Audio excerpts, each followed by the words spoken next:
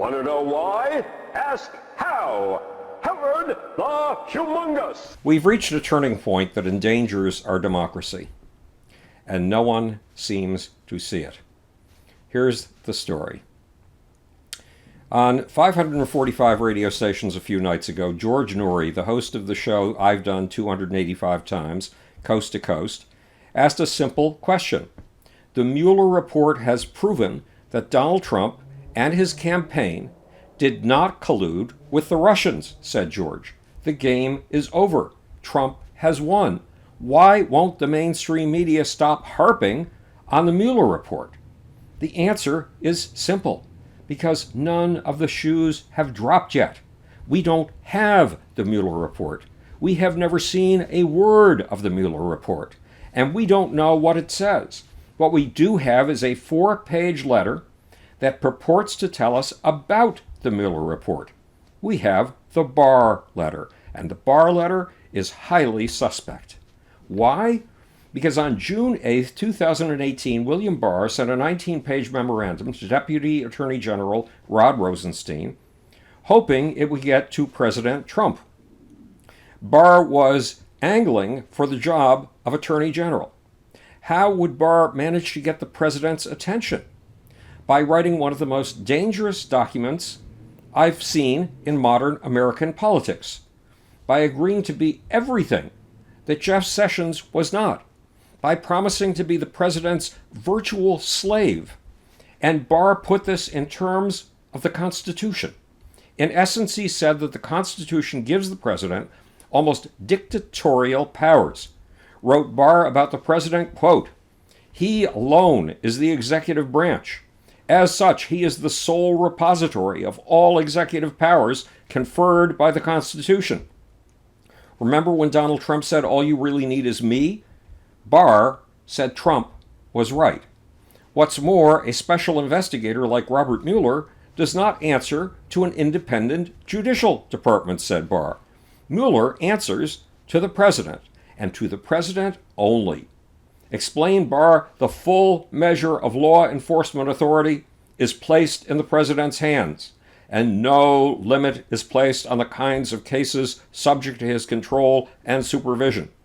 One of those cases, subject to the control and supervision of the president, is the Mueller investigation. And Barr implied that the president can do anything he wants with the investigation's report, including hiding it behind a White House bathroom or under a mattress in the Lincoln bedroom. What's more, said Barr, there is no such thing as an independent judiciary, an independent judicial department. The Attorney General and the Judicial Department staffers are the president's servants. As Barr put it, quote, while the president has subordinates, the Attorney General and the Department of Justice lawyers, they are merely his hand. When it comes to investigations, the president is above the law. As Barr puts it, Congress could not make it a crime for the president to exercise supervisory authority over cases in which his own conduct might be at issue. As for conflict of interest, the president is immune to such things. Explained Barr, in 1974, the Justice Department concluded that the conflict of interest laws cannot be construed as applying to the president. When Barr said the full measure of law enforcement authority is placed in the president's hands and no limit is placed on the kinds of cases subject to his control and supervision, Barr gave the president full authority to crush his enemies. He gave the president permission to conduct inquisitions, to conduct witch hunts. Remember, President Trump was furious with Jeff Sessions for not seeing that the primary duty of an attorney general for Donald Trump is to protect President Trump.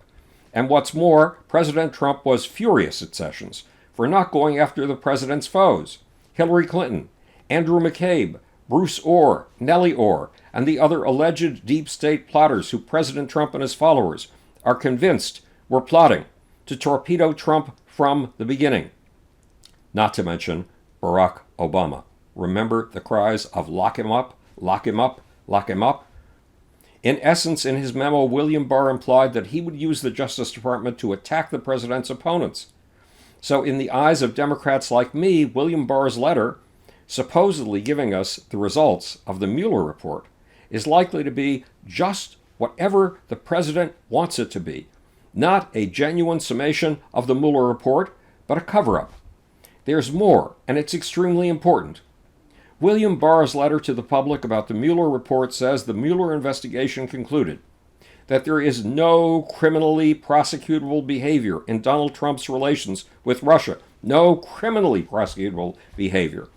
But accepting an all-expense-paid trip to Russia with your wife in 1987 is not a crime. It's tourism. Taking out ads in the Washington Post, the New York Times, and the Boston Globe 5 months after that trip, ads promoting the Kremlin's most ominous scheme to weaken us, pushing the idea that it's time to break up the Western alliance, is not a crime. It's freedom of speech.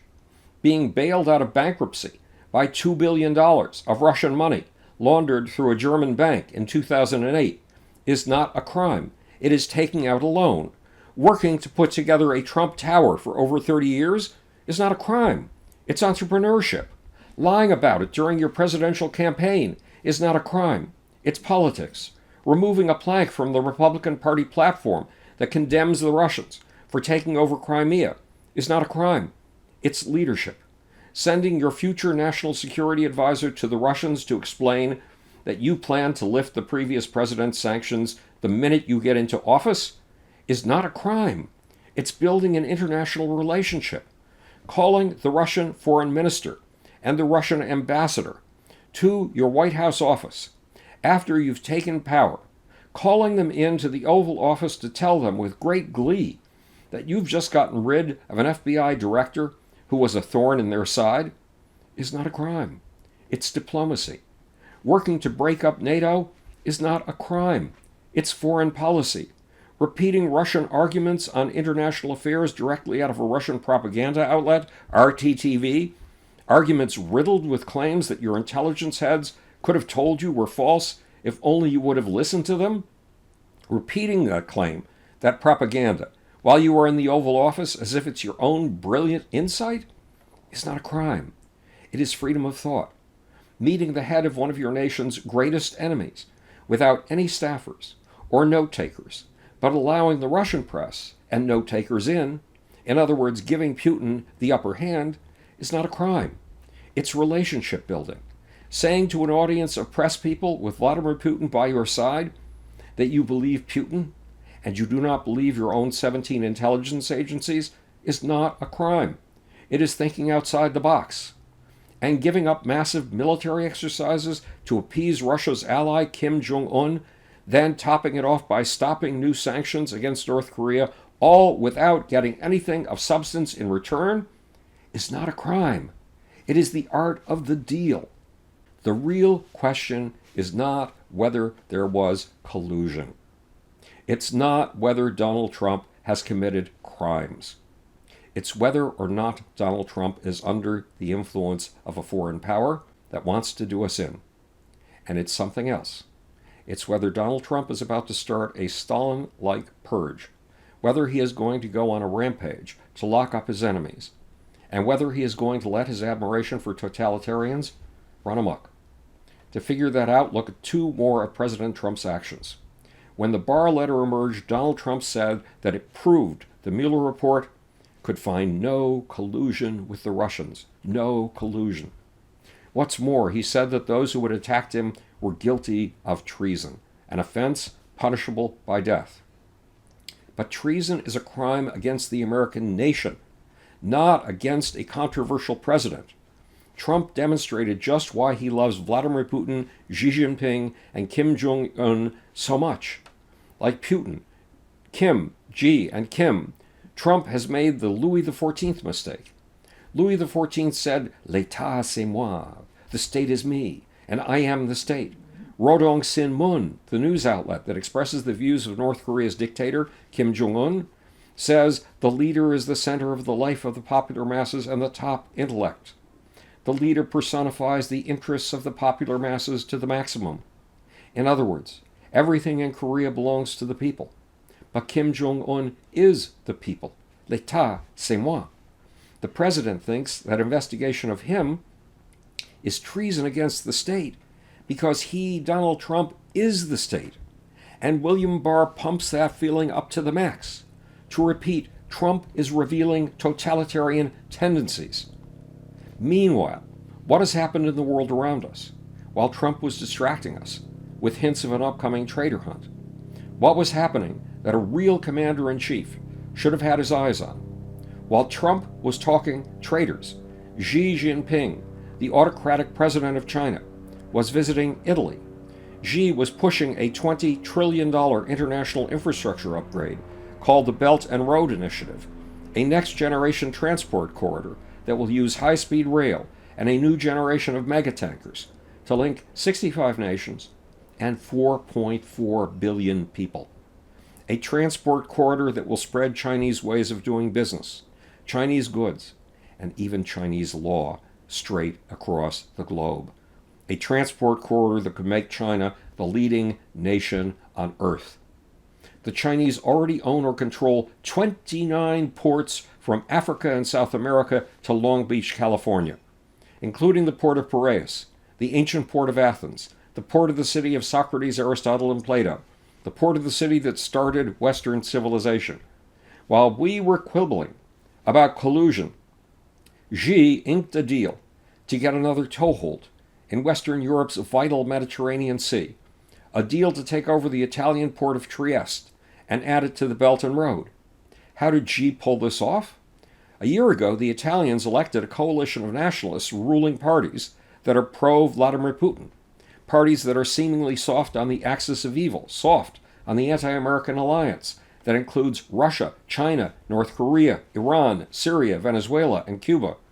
What's more, while we were fixated on the Mueller report, the United Kingdom was falling apart and destabilizing the entire European Union, thanks to Brexit.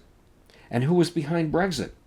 The Russians had reportedly offered one of the leading funders of the Leave EU campaign a lucrative gold deal, and apparently Moscow had done a good deal more meddling to push the Brexit chaos along. It looks like they'd also had a hand in Italy's election. Look, the Russians have a phrase for people they are able to manipulate, a phrase for people who unknowingly do their bidding. It's called a useful idiot.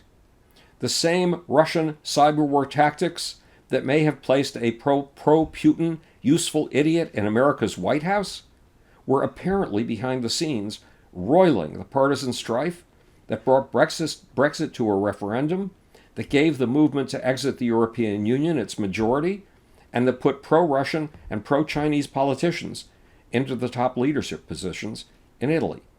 As you know, Sun Tzu, the ancient Chinese master of strategy, said the best way to win a war is to do it without firing a single shot.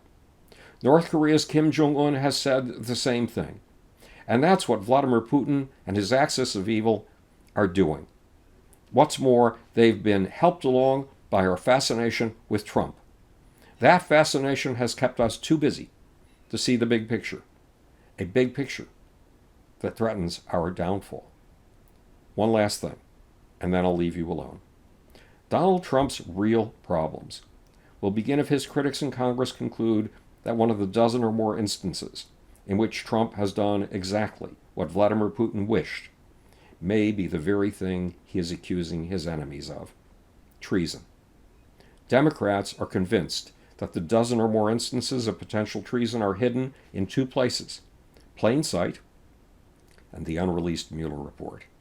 But Attorney General William Barr's conclusions in his memorandum have assured Trump that Congress and the public will only be allowed to see what Donald Trump wants them to see.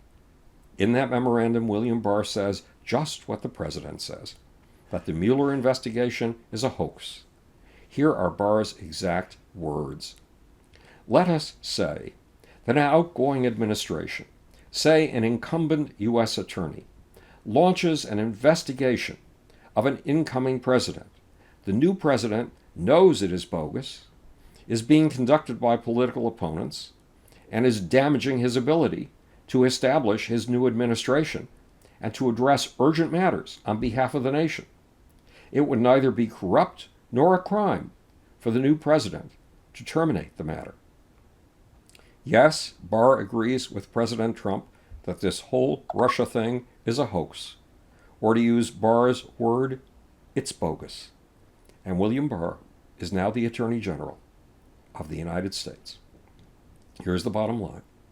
The real Donald Trump and Robert Mueller question is not whether there was collusion. It's whether a foreign power dedicated to our destruction has undue influence over our president, and whether that foreign power is using that president to divide us, distract us, and to weaken us. It's whether Donald Trump, with William Barr at his side, will mount a purge of his enemies and do permanent damage to our democracy. This is Howard the Humongous, speaking to you from the future. It's your job and my job to make. Or, want to know why? Ask how. And now for that sneaky, sleazy, slimy, I wish I could find more S words, seditious little off button.